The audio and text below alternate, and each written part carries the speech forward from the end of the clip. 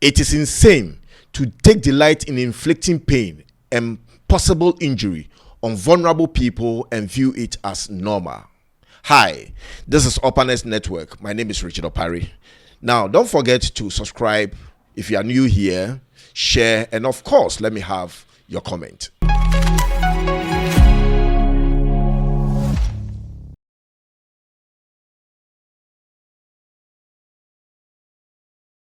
There's this crazy trend on social media where people who are supposed to know better decide to inflict pain and possible injury on persons with substance use disorders. Take a look at this.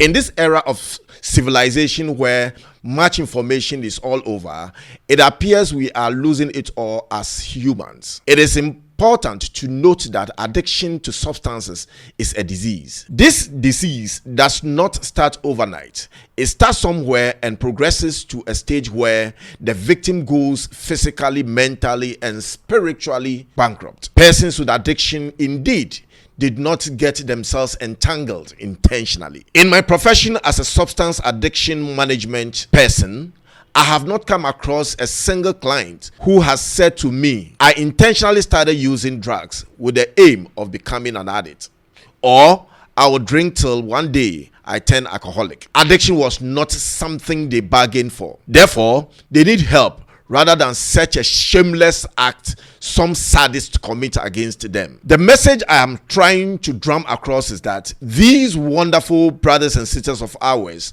who once upon a time got it all wrong by the choices and decisions they made are in no way responsible for their addiction due to reasons I mentioned earlier. However, we can hold them responsible for their recovery, especially when we stand as a recovery capital for them. Now, permit me to take you on a journey. One of the things I do most on a daily basis as part of my familiarization exercise is a visit to the ghettos. I do this because I'm coming from the river myself and I know and understand what's pertaining out there in the ghettos. My interaction with these great personalities, I mean these princes and princesses of this land, have always revealed that if they, and I mean should majority of them get help, they will, with all honesty, put a stop to these draining habits. But ladies and gentlemen, the cost of treatment is now the impediment. My findings of the cost of rehabilitation from some rehab centers, particularly the government-owned rehabs, such as Pantine and Accra Psychiatry rehabs, range between 4,000 to 6,000 Ghana cedis per month, and for a total of at least 6 months. When you do the math, you will arrive at an approximately 35,000 to 40,000 Ghana cedis for treatment per person. How and where on earth would such persons who have lost it all cough such an exorbitant amount of money from? Ladies and gentlemen, I think I can understand the private rehab centers who are making all effort to avert the situation by providing equally effective services. Although some charge almost the same amount of money, I think I can understand the private rehab centers who are making all effort to avert the situation by providing equally effective services.